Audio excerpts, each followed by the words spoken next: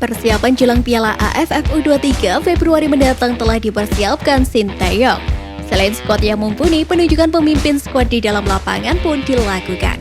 Dan kini Garuda Space mencoba menyajikan informasinya sebagai berikut.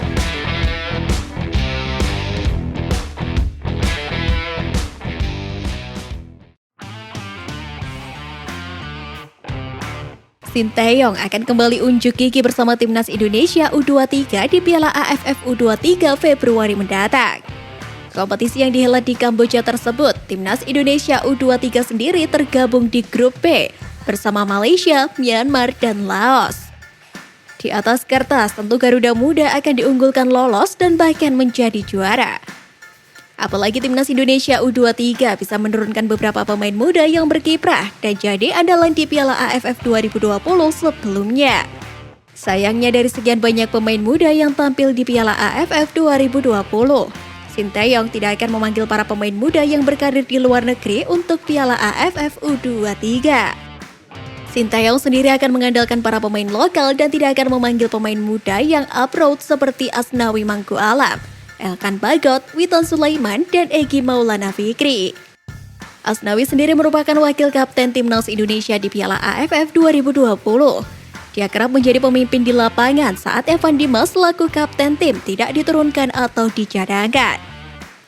Dengan absennya Asnawi dan kolega yang berstatus timnas senior di Piala AFF U23, maka timnas Indonesia U23 akan kekurangan pemimpin di atas lapangan. Hal tersebutlah yang membuat Sinteyong harus memutar otak untuk kembali memilih kapten baru di skuad timnas U23.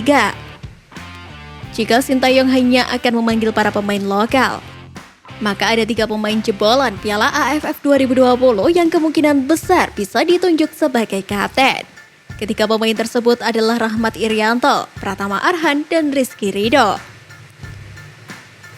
Bukan tanpa alasan, pengalaman ketiganya selama bermain di turnamen seperti Piala AFF 2020 menjadi poin utama untuk memimpin skuad Garuda Muda. Sebagaimana diketahui, baik Rahmat Irianto, Pratama Arhan, dan Rizky Ridho kerap menjadi pilihan utama Sinteyong di Piala AFF 2020. Dari ketiga nama yang ada tersebut, kemungkinan besar nama Rahmat Irianto lah yang akan terpilih mengingat pengalaman dan gaya bermainnya.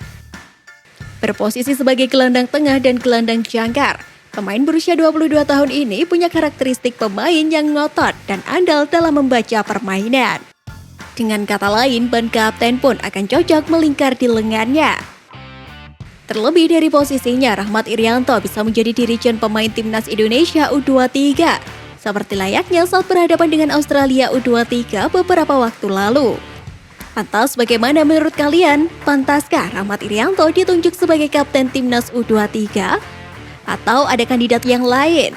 Tulis pendapat kalian di kolom komentar ya.